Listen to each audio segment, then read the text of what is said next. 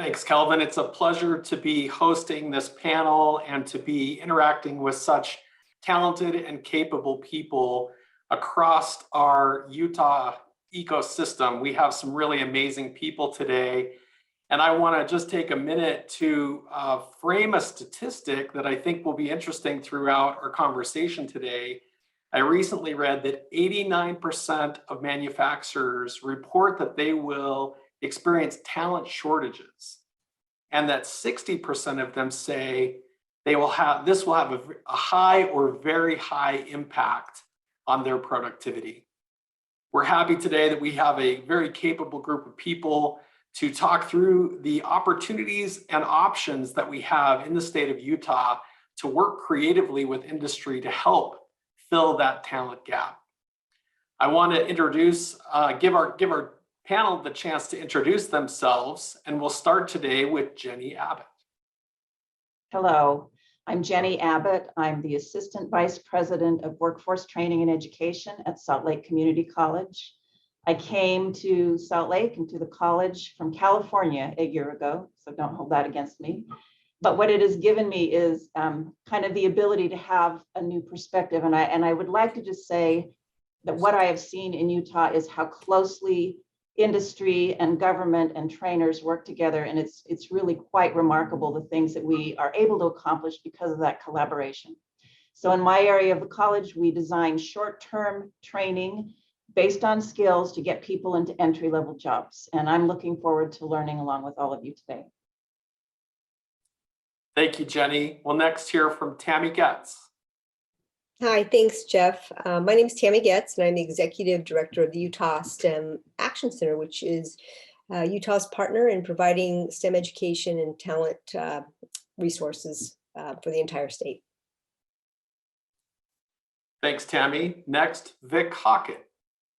Yeah, good afternoon, everyone. Grateful to be here today and to be a small part of the summit.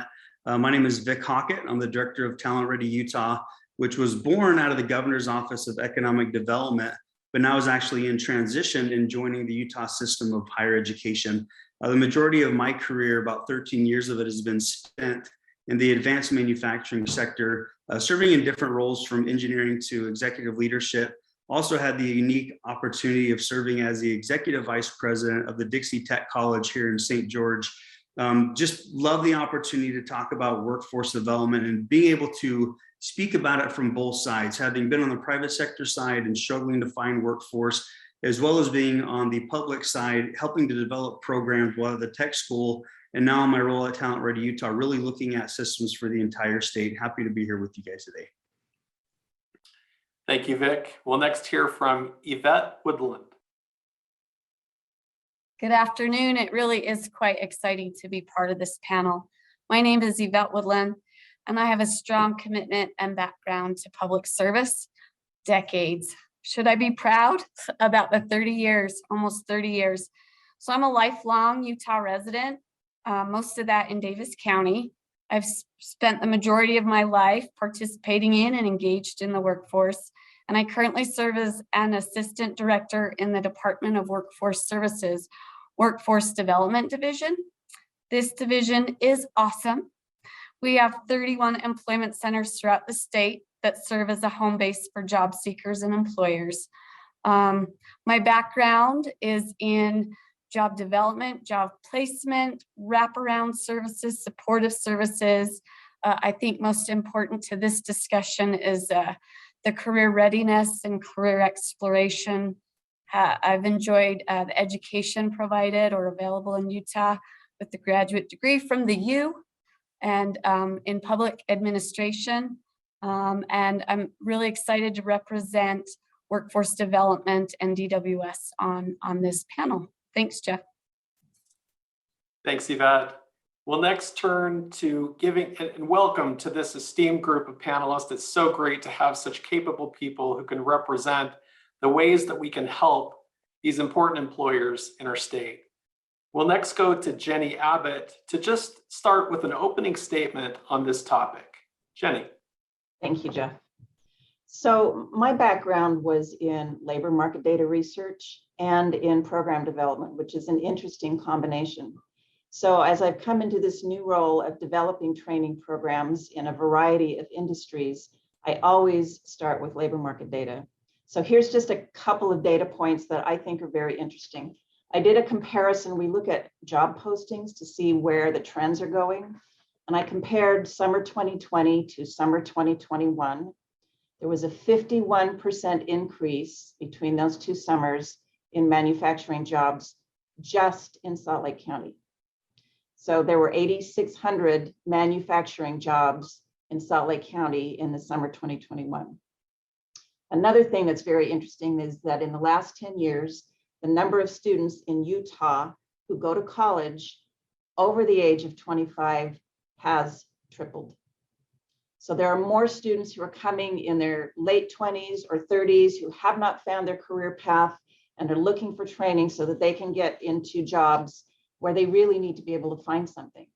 And the third data point, because I don't want to overwhelm you with data, but the third data point is also in Utah, and this is from 2020, there are kind of three levels of jobs, one that needs a high school education, one that requires a bachelor's degree, but then there's this middle skills piece that needs some kind of training, but maybe not a bachelor's degree. That's where the gap in workers is right now in Utah, in those middle skills job. And there's an 11% gap of the number of people who are prepared for those jobs and the number of jobs that are needing those people. So that's an important gap, and that's where training comes in, I think, so critically. So we always lead when we have students come to us, and again, many of them are in their 20s or 30s, we try to lead with, here's what the job looks like according to job postings. These are the skills you will need. These are the number of jobs. This is how much you can earn, because they always want to know that. If they have an $85,000 a year lifestyle, but they're going to have a $30,000 a year job, they should know that before they take the training and get to where they're going to go. We always encourage, as we work with employers, because a lot of the work that we do is directly with employers who come to us and say, these are the skills we need. We tailor training specifically for that company or for that industry so that their employees are onboarded with the skills they need in their area.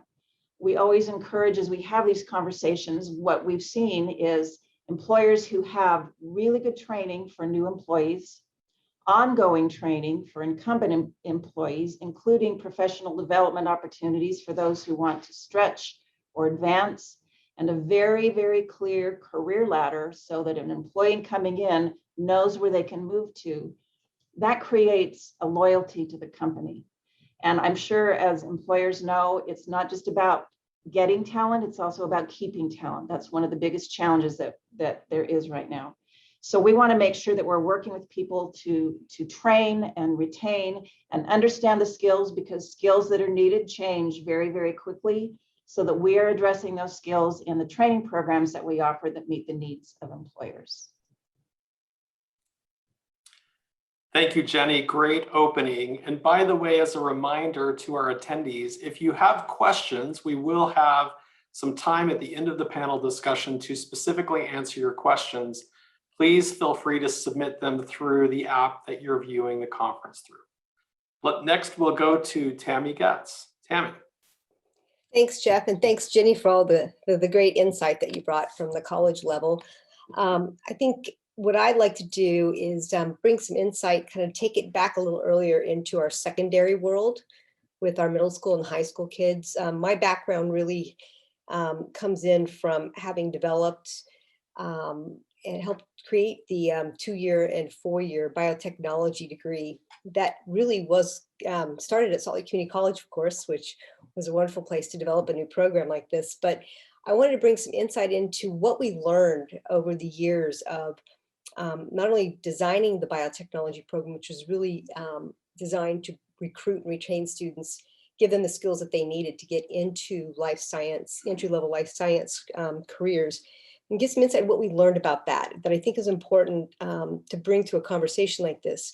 The first thing that we did learn was that with the students that were coming into the program, we had to be very clear. Being clear was critical because, to Jenni's point, getting them to understand what these opportunities look like. Many of the students that came into that program did not understand what a career in life sciences could be. They didn't understand the variety of opportunities. And a lot of our students' minds, I would be willing to tell you, as I look back, probably 40 to 50% of the students that came into the program had no idea why they were there. They just thought it sounded cool. The rest of the kids thought that it was either about if they wanted to go into forensics, or they thought life sciences was a traditional healthcare profession, such as nursing or physician. And so we really had to be very clear about what life science jobs look like and how exciting they could be beyond healthcare professions and forensics. The second thing we had to do was to be real. Students wanted exposure to those possible careers in a very relevant, applied way. And so in order, to develop innovative programs that allowed them to learn about life science careers by doing the very things that they would be doing in a life science based job, because it's not always evident to our students when we were taking them through the program what it looked like to work in a medical device company or a diagnostic company like Nelson Labs. They just didn't understand what that really looked like. So to provide relevant and real applied opportunities for them to engage and learn by doing. The last thing that we learned was you have to be committed. As industry professionals, as providers of education and training, these students, they know the value. They knew the value of committed mentors, industry professionals, and what value they would bring to their career and education trajectory by mentoring them. When I say mentoring, it could be anything from taking the time for a company to think about ways to provide project-based learning opportunities for the students that go back to that being real component. They also, companies being able to commit to job shadowing, internships, apprenticeships that provide that relevant work-based learning opportunity. So we found that if we could be clear about what these jobs look like, these careers look like, be real, give them opportunities to learn, engage, and do, and then be committed and sustained in our efforts, we found that our retention rates in a 2-year program skyrocketed. And the students really felt like they could make a contribution through a career in life sciences. Thank you, Tami. Almost every scientist I talked to started out with a great exposure to someone who helped them see the vision for what they could be. So important. Thank you very much. Let's go to Vic Hockett next. Yeah, thanks, Jeff. And also thanks, Jenni and Tami. I get to work with you three a lot, and not as much as I'd like to, but absolutely fantastic people in what we're trying to do with the state and workforce development. And just to kind of provide a level set of who Talent Ready is, because not everyone knows, right? So in 2018, Talent Ready Utah was statutorily created to be a very industry-facing department within the Governor's Office of Economic Development. So in that, we really play the role as convener for the state by bringing together education, by bringing together industry at the same table and other state agencies and stakeholders, so that way we can better align our educational programs with what's in demand within industry and within the GoEd target clusters. And life sciences obviously being a really important targeted cluster for the state. And our top priority, like I said, is to get it right the first time, bringing industry to the table, really working with our industry partners to identify these skill sets that are needed, and then come up with creative programs for both short-term and long-term strategies that we build out with our education partners through grant processes. So that way we can supply industry with the talent that is needed. And so while Talent Ready Utah is a resource and is a resource to our education partners and to industry, really, we feel like our biggest resource are the industry partners.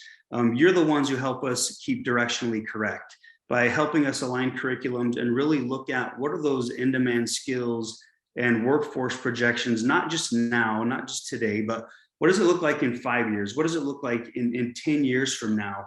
And so this collective process between government and private sector is absolutely vital when building out a state of highly qualified workforce and a pipeline of students throughout the state in all our educational levels. And everyone on the summit knows, firsthand, talent and workforce is one of the biggest challenges that we face. And within life sciences and every other cluster within the state, workforce and the quantity of skilled workers is a challenge. And we literally have more openings than we do people looking for work with that 2.4% unemployment rate. But what's good to know, I guess, too, is we're not an anomaly in Utah. We're actually at the epicenter of one of the fastest growing regions in the United States.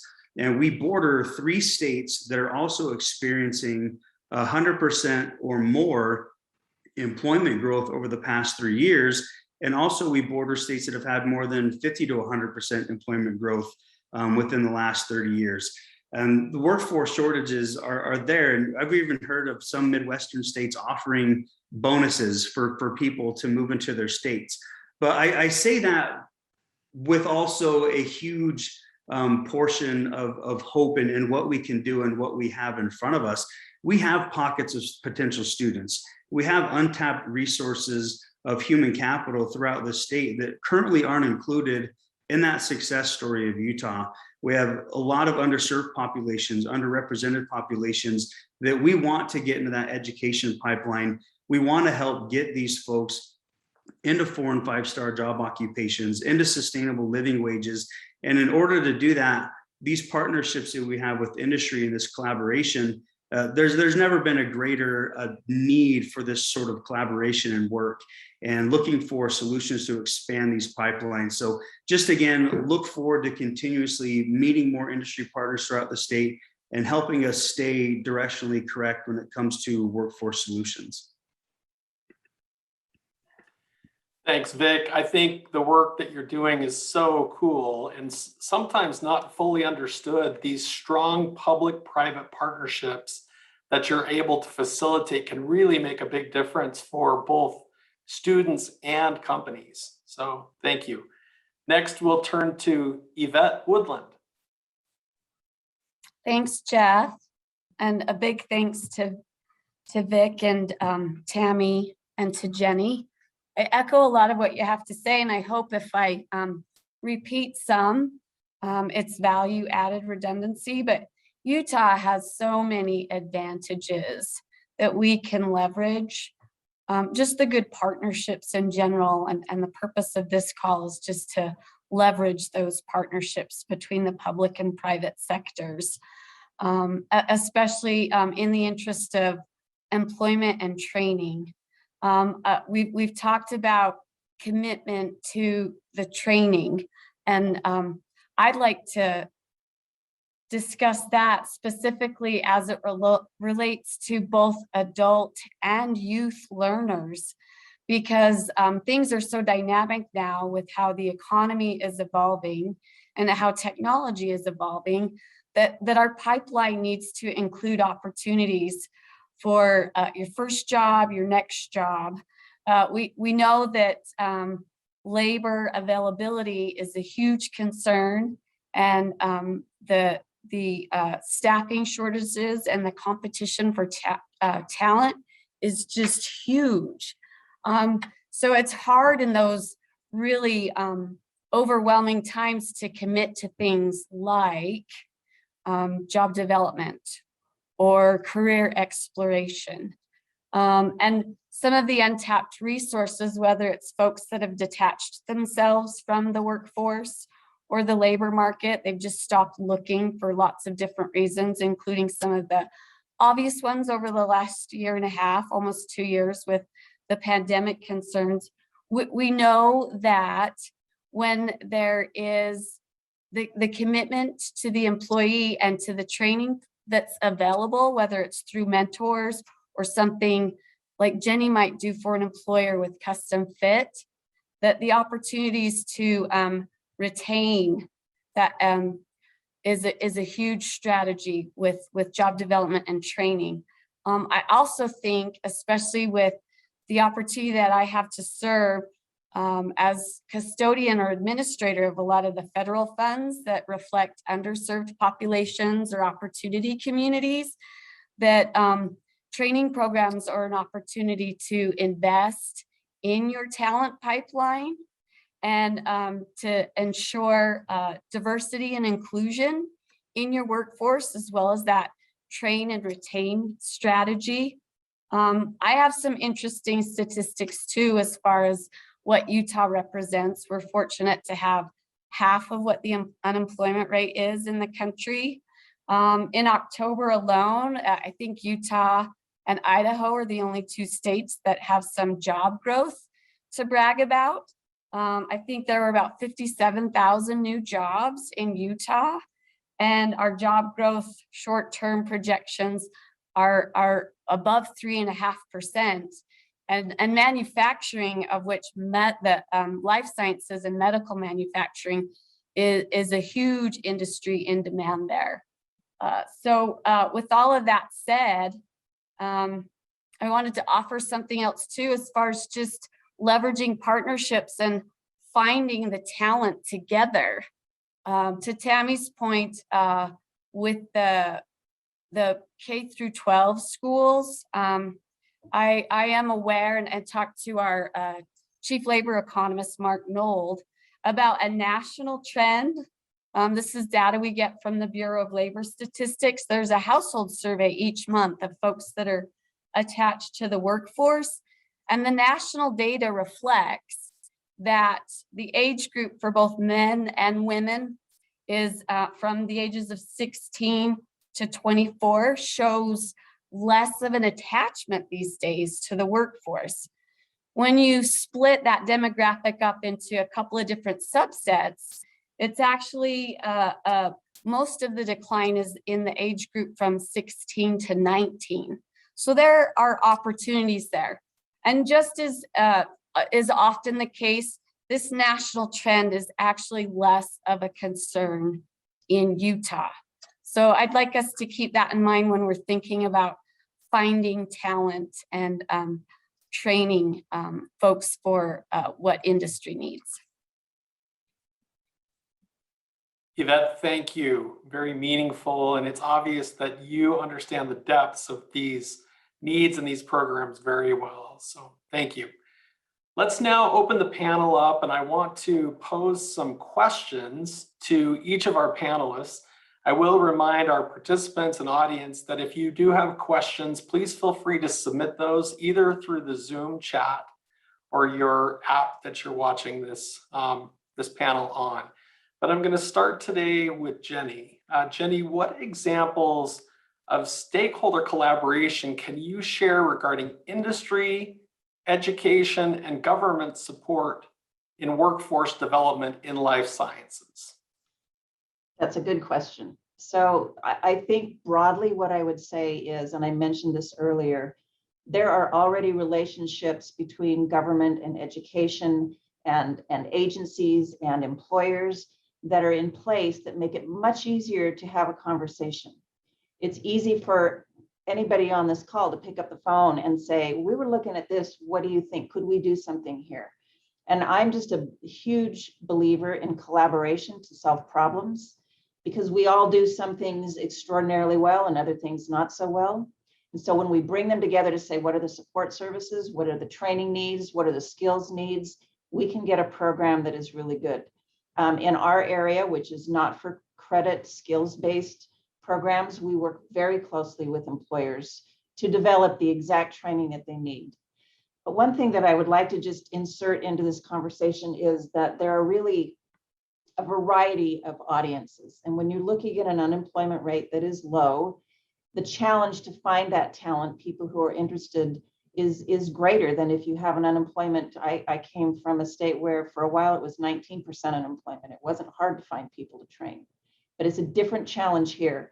And what I would say is there are students that are coming out of high school that are looking for something, and some of those students may not be interested in going for a bachelor's degree. They want skills training that gets them into a job. How do we help them find their way early on? There are also these adult learner students who didn't figure it out or didn't find what they really wanted. And I will tell you that there are many adults who are working 2 and 3 jobs just to make ends meet. When we can find people like that and say, let us help you find a career that's long-term, a single job where you can grow, that changes their lives. It changes our entire community because they have an opportunity. So I love the way that we collaborate already. And I think there are always ways for somebody to just say, I don't know what you do. Let's talk about it. Here's what I need. And then we just build it. Excellent. I love that. Vic, I know at times you've participated, or Talent Ready Utah has helped facilitate some of those unique collaborations. Would you like to speak to any of those? Yeah, sure. Thanks, Jeff. Well, just interestingly enough, everyone on this panel, including the moderator, we're doing some sort of collaboration right now. And Yvette doesn't know this yet, but I'll be reaching out to her on an EDA grant that Tami's involved with. And there's an apprenticeship program I'm working on with Jenni for medical innovations. And so literally it's nonstop, right? So none of us are resting. None of us are sitting back and waiting. I think that something that makes all of our state stakeholders really great is we're trying to work at the pace of industry to keep up with industry. And so really we're all very proactive in how we're establishing programs and bringing things up to speed at the same speed the industry does, which is sometimes a challenge, right? You guys are pretty innovative and amazingly talented yourselves. And so I think that in terms of other collaborative efforts, I think of Talent Ready Utah programs that are out there. And something that a lot of may not realize is the amount of funding we've put back into our education partners that's beyond their institutional funding. So just in the last 2 years, only in our Learn and Work program, we've put $4.5 million back into our educational systems to either start new programs that directly feed life sciences or to grow capacity within programs that feed life sciences. And so there's lots of things that are going on that may not even be aware that they're going on, but they are going on. Another one is the Deep Tech initiative that went out very recently. And we've had people that are probably on this phone call from Recursion, part of that council in helping select, some deep tech, which are postgraduate level certifications and funding some of those at a higher level. So I think we're really involved in the entire continuum of education from K-12, what we do with Tami and the STEM Action Centers, all the way up through skill-based training, bachelor's degree, postgraduate, lots of different collaborative processes that we get to be involved with. Thanks, Vic. Tami, anything you'd like to add in terms of those unique collaborations? Yeah, thanks, Jeff. This has been great to listen to. Thanks, you guys. It gets the wheels churning here. There are a few opportunities I think that are important to put out there. One of the things we keep hearing at STEM Action Center is how can we help bring our industry partners into the classroom more relevantly to help kids understand. I always go back to the younger crowd, right? Because that's really where we play a large role. And so, to that point, we do have the Utah STEM Industry Coalition, which is a great opportunity for industry partners to convene with other industry partners and learn about volunteer opportunities that can help them engage with the young talent, the young up and coming talent, and get them to start to understand what opportunities exist in their own backyard for careers. And so that's one opportunity. I think there's always opportunities for collaboration between all of our trade organizations in the state, right? Women's Tech Council is phenomenal and does a wonderful job with some of their outreach and engagement programs, such as She Tech. Wouldn't it be wonderful if there isn't already a collaboration, which I don't know about, which is what is possible, but if our trade organizations could kind of come together and leverage those connecting points with our students. They have a wonderful program there. And then I think one resource that we often forget about and collaboration that could be leveraged a little bit more effectively is with those secondary students, starting in 7th, 8th, 9th grade. Every school district has a work-based learning specialist. And that work-based learning specialist is tasked with finding opportunities for students to do job shadows, to do internships, to do apprenticeships. And quite honestly, they struggle to find that network of industry partners that are willing to step up and help with that. So I think that's a very simple, easy, and some low-hanging fruit for industry partners to connect more relevantly with those secondary students in a collaboration with the districts. So those are just a few thoughts that come to my mind. Excellent content. Thank you, Dr. Goetz. Let's shift the question just a little bit. Yvette, what programs are there that employers may not know about that can help them meet their workforce needs?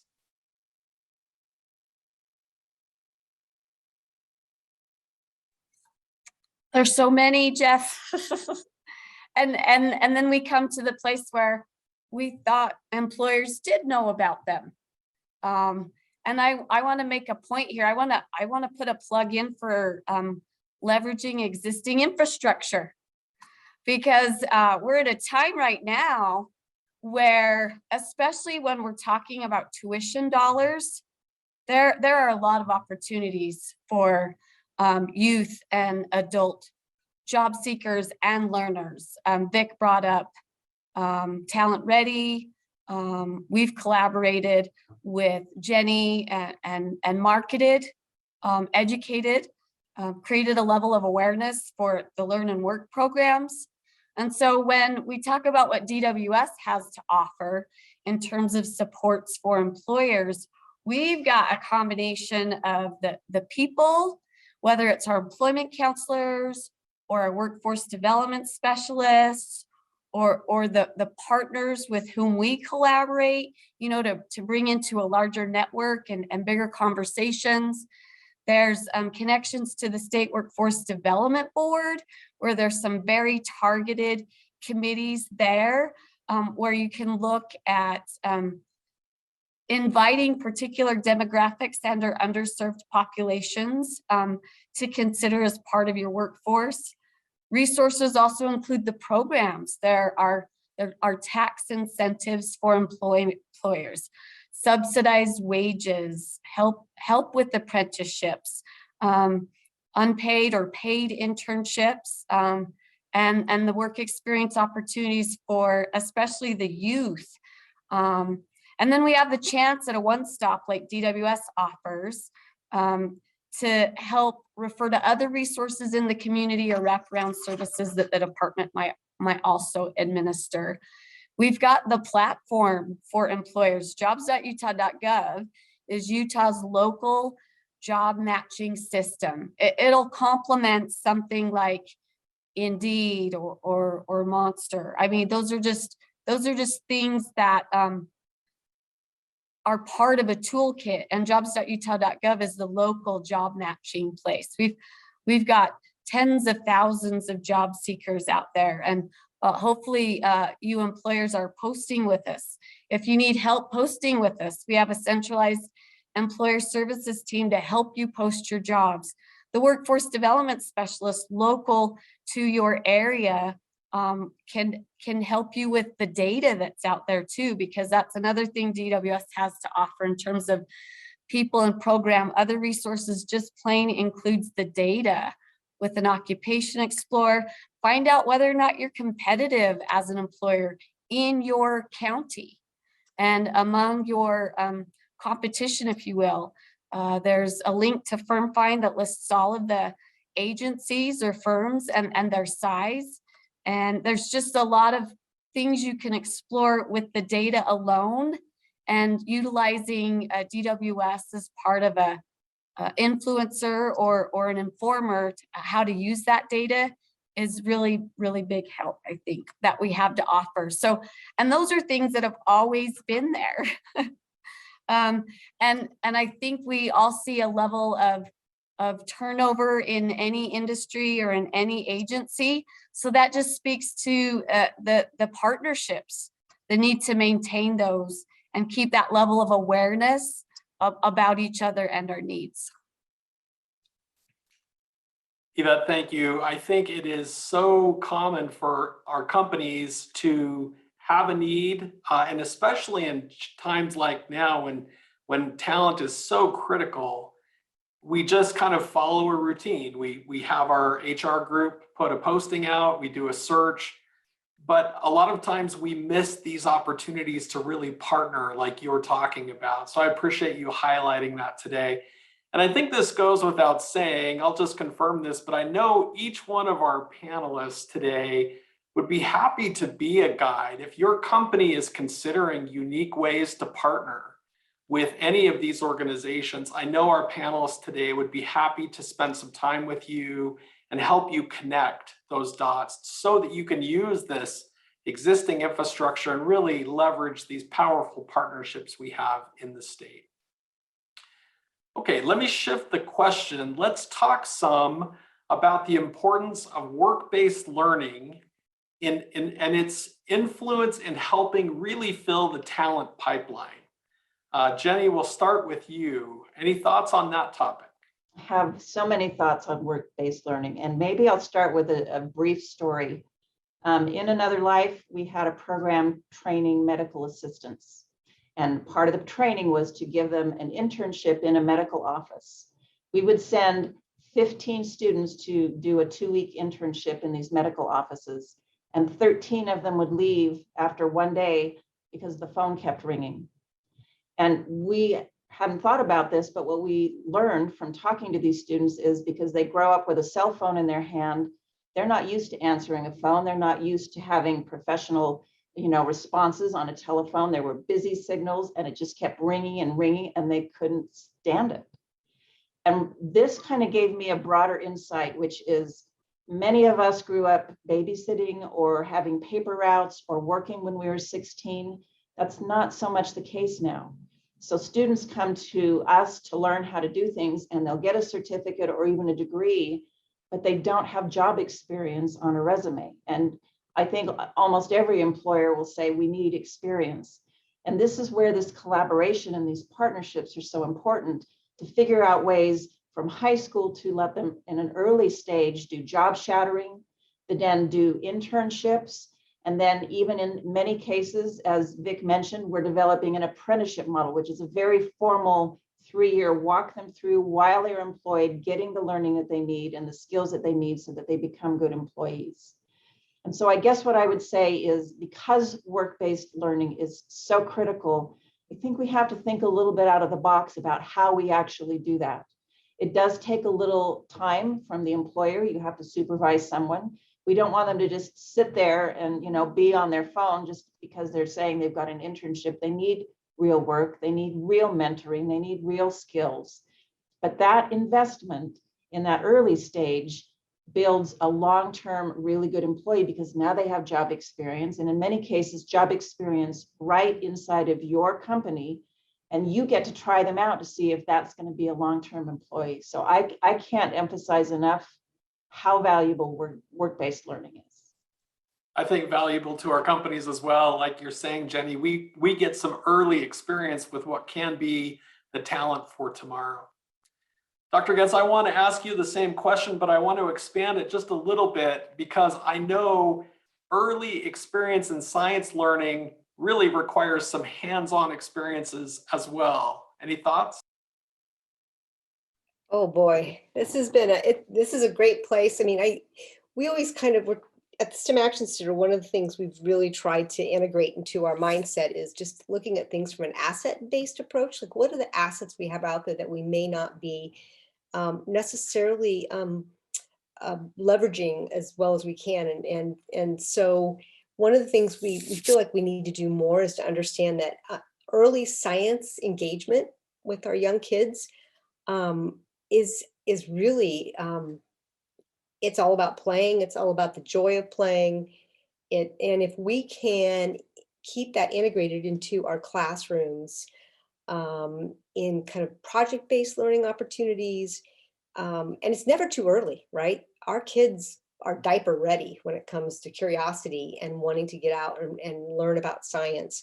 And so what we're trying to do is to really work within our elementary schools to provide integrated science that's aligned to the standards so that the teachers can truly use it and access it, and it brings value to the day. The challenge that we have is that if we don't make the science engagement aligned to those standards, teachers can't make the time for it. So we're very attentive to that part of it.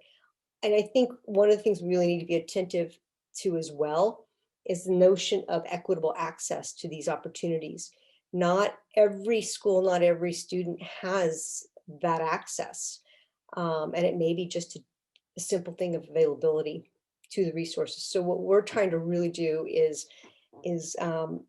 take a pause, step back, and ask ourselves, do all of our kids in all of our schools have access to these resources in an equitable way? And because until we do that, we're going to lose a lot of our kids to building interest in science and potentially pursuing career pathways in the life science, in life science related areas. If we can't build that early love, we're going to lose them, and getting them back will be really tough. So, and that's not a negative, that's really a motivator in our minds. So. Great comments, Tami. I can't agree more. And I know many of our life sciences companies would probably welcome the chance to actually participate in some of those opportunities to give even young students hands-on experiences with scientific ideas and scientific concepts. And I know Tami is always happy to work with companies in that regard. So thank you, Dr. Goetz. Yeah, please reach out. We're always looking for individuals to help us with some creative content design for kits and activities in classrooms. So please, yes. Love it. Love it. Thank you. Vic, I want to give you a few minutes on work-based learning and how important it is to our programs, if you would. Yeah, thanks, Jeff. I'm a huge believer in work-based learning, and also a huge believer that competence really breeds confidence. And the more that someone is competent at something, and they can show somebody their competence, the more confidence that person will get. And I think that, when students can apply what they learn in an atmosphere at a company in a mentored environment, it not only, helps the students out a great deal, but I think it helps the companies as well build stronger foundations, not just for internships or work-based learning opportunities for students, but even how we establish training programs for people that we hire in a normal hiring process. I think that work-based learning is definitely a model that we've really tried to push with Talent Ready Utah initiatives. And anytime that we have a grant program that we head out there to industry and education, there's always more consideration to the programs that offer work-based learning than anything else. And I see Jenni smiling and nodding her head over there. She's been a huge advocate of this. And, I want to just plug in just really quick, the Medical Innovations Pathways program that a lot of you are partners of. Jeff, I know that you and Kelvin both were very instrumental in starting that entire program, ran at SLCC. And we have multiple pathways in the Medical Innovations Pathways. We have a laboratory side, we have a medical manufacturing side. These are great ways to be tied in directly with that talent that we're trying to create. And so what I would say in terms of work-based learning for our industry partners, get involved, get engaged. What a wonderful opportunity to mentor students, get them excited, as Tami was mentioning earlier. And you have first access to some of the greatest people coming through our programs. And with the apprenticeship model that SLCC is building out for Medical Innovations Pathways, this is huge. And we're really excited about this because typically when we think apprenticeships, we tend to gravitate towards the trades. But in actuality, there are over 3,000 registered apprenticeship programs across the United States. Very few of them are within construction trades. So I think that's an untapped resource for the state. And the governor has even hired a commissioner of apprenticeships, Melissa Starks, who many of you might know as well. Her job is to help us grow apprenticeships. And so look forward to just continued innovation with our industry partners back into our classrooms, and then help us be more engaged to getting students into your workplaces. I think that work-based learning opportunity for students definitely changes their minds and opens their eyes to the world of work in a very impactful way. Great. Thank you, Vic. Very well said. Yvette, I want to give you a moment on that. Then I want to switch questions from there. So please, if you have comments, please proceed. Oh, so many comments, so little time. Work-based learning, big, huge proponent. I think it benefits all stakeholders, especially an employer. And when you think about the benefits to a job seeker, let's anticipate income while they're learning. And you can earn while you learn and explore the careers and explore the culture of the company and be from the get-go engaged and invested and learn more about the company and advancement opportunities. So I think work-based learning lends to retention strategies as well. I appreciate Vic bringing up Melissa and apprenticeships because we are not far from the National Apprenticeship Week. And there's a lot, it begins on the 15th. There's a lot of activities. Melissa's hit the road quite a bit. And even just this week, this upcoming week, she'll have a Better Your Business seminar for a virtual to talk about how to grow apprenticeships in Utah. Vic had mentioned there's maybe a stereotype for what those apprenticeships look like as far as limiting to trades, but trades has such a huge opportunity. But we know in Utah there's probably about 4,400 apprentices right now. Melissa's been able to grow that this year alone with a little over 1,600, and the registered apprenticeship model has a lot of benefits for an employer. And we're seeing apprenticeships in transportation and manufacturing, IT, healthcare, as well as construction and automotive. So it's a really exciting time. And guess what? Registered apprenticeships have been around for a while. It's just that existing infrastructure that we should probably consider more seriously now than ever. Thanks, Yvette. Well said. I think there's a very important topic that I want to make sure we cover, and we're just starting to get a question or two in from the audience. But earlier today, we heard from Chris at Recursion and Jared at CBIS about a parity pledge, about really trying to get more diversity, equity, and inclusion into our BioHive companies. Would you each take just a moment, starting with Jenni, to talk about how we can help get that diversity and bring those diversity elements into our career searches and into our companies? I'd love your thoughts and comments on that, please. Jenni, if you'd start. And I could go on for hours about this, but I will be brief. It's such an important thing that our companies are reflective of the people we serve, because we will miss things unless they are. And so that ability to really be reflective, to have diversity, different thoughts, different kinds of people. I listened to Tami talk about even the equity at a young age in schools and just the resources that they provide. So by the time people get up to job seeking, they're already coming from an uneven platform because they haven't had the same educational opportunities. It also goes to how you set up hiring committees. I will tell you that human beings have a tendency to be drawn to people that look like us, feel like us, that we're comfortable around, we want to, work around. But you have to get out of your own mindset and say, where can I bring in somebody who's going to be different than me, think differently than me, look differently than me? And there's a lot of training that can be had. I'll just add this one last thing. They did a study in New York looking at resumes that the only thing that was changed was the name. All the experience was exactly the same. There was a name that was something like Melissa Stark and a name that was a very ethnic-based name. And I will tell you that when they had people score these resumes, there was a 2-to-1 difference just based on the name. People that looked and sounded like the person that was scoring, they gave a higher score to than some that had an ethnic sounding name. So there's a lot of work to do inside organizations to really understand those things. Thank you, Jenni. Let's go to Dr. Goetz on that question, and then we have one question from the audience I want to cover. So Dr. Goetz. Thanks, Jeff. This has been something we've really been trying to think about. How do we do a better job of reaching our students that don't traditionally see themselves as STEM students, right?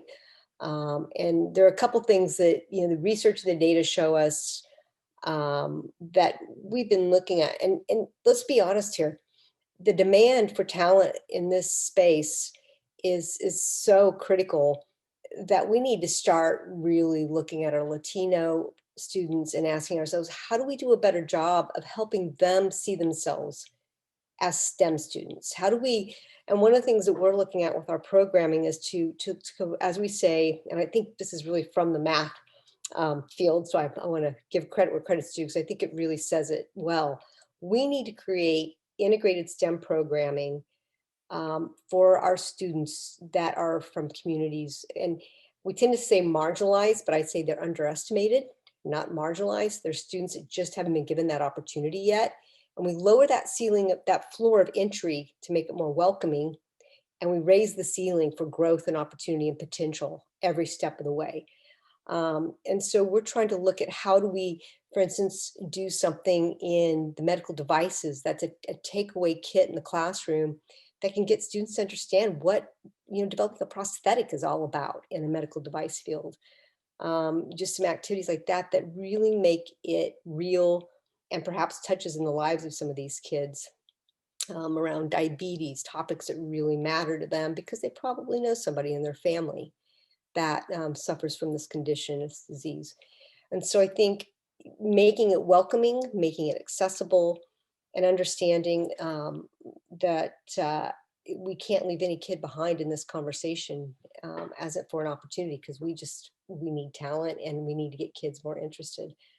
I think that's really important. And to understand that for work-based learning in particular, Vic, you can speak to this probably as well as anybody and anyone on this panel could. And I don't think that all of our students are understanding how to access work-based learning opportunities. I don't think they're getting the message for whatever reason. And so it goes back again to, is the opportunity available? And if it is, do the students understand how to access it? Do their parents understand how to access it?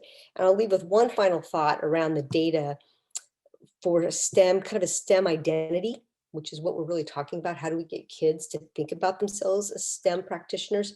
We need to get to the parents as well, because we know that in households where parents don't see themselves as STEM savvy, as STEM literate, the children won't see themselves as that either. So we really need to look at this in a holistic, comprehensive way. Dr. Goetz, thank you. Great response. Those work-based opportunities, if we can get them extended to all the right communities, that could really help. I like that a lot. We did have one question I wanted to pose back from our audience. This came from Connor Wiggins, and he said, I believe it was touched on previously, but can you expand on the infrastructure within middle and high school for career opportunities in STEM fields outside of traditional bachelor's degree? For example, are students aware of careers as technicians and highly sought after roles that do not require a 4-year degree? Vic, would you mind starting with this one, please? Yeah, I'd be happy to. For the first part of it, just looking at the infrastructure itself, I know that from a Talent Ready Utah perspective, we actually have 2 program managers within our department, one of which we have solely focused on K-12. Rochelle Ackley, and her sole responsibility is to continue to work with our K-12 partners to grow more pathways in STEM related fields. Tami could speak to this a ton too as the STEM Action Center executive director, but really what we're trying to do is reach students early and often, and appreciate the comments made about educating parents as well and really getting people exposed to it. Everyone's heard about STEM, but not everyone really knows what it is. So in terms of those careers that don't require 4-year degrees, one of the things we're building out with our higher education partners are those career pathway models where we can see, hey, if you have this level of educational attainment, this qualifies you for these careers. Now you can stack up on top of those, and now you're qualified for these careers. And really trying to build out those models and pathways. An easy one to follow might be in life sciences. We may take someone who has a medical scribe, but then they could be a medical assistant. They could be a practical nurse. They can continue to stack those programs and continue on their education. But I think that something that it's important that we teach people is not every great job requires a bachelor's degree. And what it means to be educated is different for every single person. And success means very different things to everybody. And that is perfectly okay. Our job is to make sure those educational opportunities are available to all students. and bring in everyone into the Utah success story. So I know that's something that we're continuing to build out, throughout the continuum of education. Thanks, Vic. Jenny, you had a comment on this, and Yes, then we're just getting close to briefly. end. So I could ask just if we'll maintain some brevity on these final comments, but Jenny, and then quickly, Dr. Goetz. I did a presentation to high school counselors just a few weeks ago, and they were amazed to know there are 12,000 careers that are currently existing. And a lot of times we're training for careers that don't even exist yet. So to Vic's comment, helping to educate parents and counselors is just so critical because they don't always understand. They grew up thinking a bachelor's degree is the baseline and then from there. But there are many, many careers. And just briefly, I'll say, Vic mentioned this too, we're working right now on a medical device manufacturing apprenticeship, which starts in high school and takes them through a 3-year apprenticeship, allows them to earn a 2-year degree as they go, but get work-based experience. And so that's being developed as we speak. Thanks, Jenny. Dr. Goetz, comment? One last, yeah, we have, it's interesting around the question of, do we think students are aware of these opportunities? And we received a National Science Foundation grant about 4 years ago to ask that very question. But we went in with the assumption that students weren't accessing career and technical education pathways, which is what we're talking about, right, in secondary, because there was a negative bias or a negative assumption around career and tech ed pathways. And the data we've been collecting for the last 4 years from parents, students, CTE teachers, non-CTE teachers, administrators, is completely flipped upside down from our assumption. What we're finding out is, in fact, they do not know about these pathways. They don't know about these opportunities. And if they had the information, our data is suggesting from what they're telling us, they would strongly consider, parents would encourage their kids to look into these pathways. Students would be interested in them because they do want applied skills. They want something useful. They want to contribute. That's what our data has been telling us for the last 4 years, working with the University of Utah and 9 different school districts and CTE directors. So I think we've got some communication work ahead of us, and it's a collaborative effort going full circle back to the conversation as we started. Yvette, you had a final comment for us on this topic, and then we will conclude. Yeah, just to wrap up and echo what's been said, I think we need to stay the course with the communication, education, and awareness, and that includes students and especially parents and counselors. I'll share a personal story just fresh from this week. I attended my 9th grader's counseling appointment as she plans for the next 3.5 years of high school. It was very, very, very heavy post-secondary bachelor degree.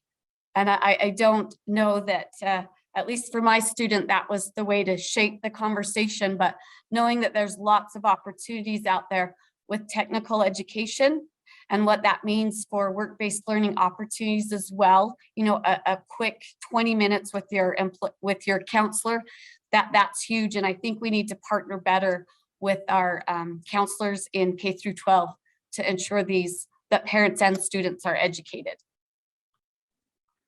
Yvette, thank you. And thank you to our entire panel.